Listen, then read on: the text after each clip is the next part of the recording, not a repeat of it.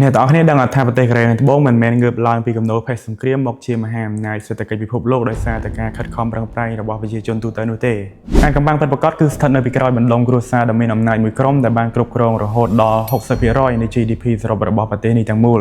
នៅក្នុងវីដេអូនេះយើងនឹងទៅស្វែងយល់ថាតើគ្រួសារដែលមានអំណាចបំផុតមួយក្តាប់តូចដែលគេស្គាល់ថាជា chaebol នោះបានដើរតួនាទីសំខាន់អ្វីខ្លះនឹងនៅពីក្រោយភាពជោគជ័យដ៏គួរឲ្យភ្ញាក់ផ្អើលនេះដោយរបៀបណា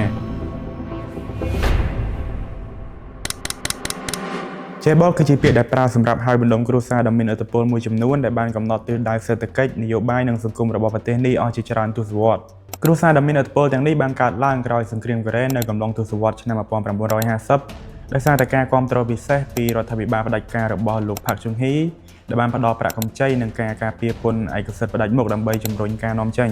អ្វីដែលពិសេសនោះគឺក្រុមហ៊ុនទាំងនេះមិនមែនជារបស់រដ្ឋទេតែត្រូវបានគ្រប់គ្រងដោយគ្រួសារមួយចំនួនដែលបានបន្តឥទ្ធិពលនេះពីជំនាន់មួយទៅជំនាន់មួយហើយក្រុមហ៊ុនកំពូលទាំង10របស់គ្រួសារ Chaebol នេះបានរួមចំណែកជាង 60% នៃ GDP សរុបរបស់កូរ៉េខាងត្បូងហើយឥទ្ធិពលរបស់ពួកគេគឺបានគ្របដណ្ដប់ស្ទើរតែគ្រប់វិស័យចាប់តាំងពីអេឡិចត្រូនិករហូតដល់មន្ទីរពេទ្យសាកលវិទ្យាល័យនិងផ្សារទំនើបអីជាដើមដែលធ្វើឲ្យប្រជាជនកូរ៉េស្ទើរតែរស់នៅទាំងស្រុងក្រោមប្រព័ន្ធ Chaebol ទាំងមូលអ្នកទាំងអស់គ្នាសាកសម័យមើលអំពីក្រុមហ៊ុនយក្សធំៗដូចជា Samsung, Hyundai, SK Group, LG និង Lotte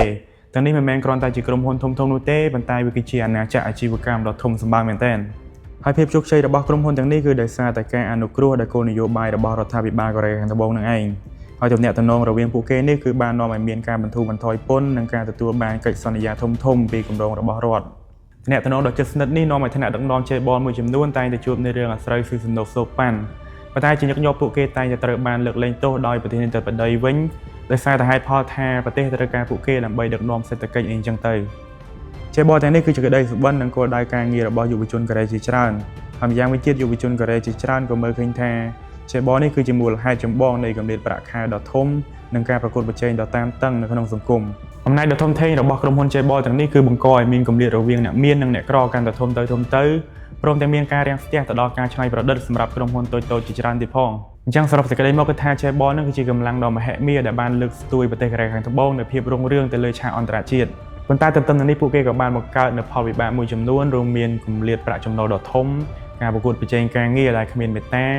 និងសម្ពាធការងារដែលហួសកម្រិតដែលនាំឲ្យមានករណីខ្វះរនិងអត្រាធ្វើអត្តឃាតខ្ពស់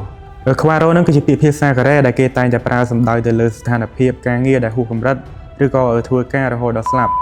អញ្ចឹងវីដេអូនេះគឺមានត្រឹមប៉ុណ្ណឹងហើយអរគុណអ្នកទាំងអស់គ្នាចំពោះការទស្សនាវីដេអូមួយនេះហើយបើចូលចិត្តកុំភ្លេចជួយ follow មួយផងហើយយើងនឹងជួបគ្នានៅវីដេអូក្រោយ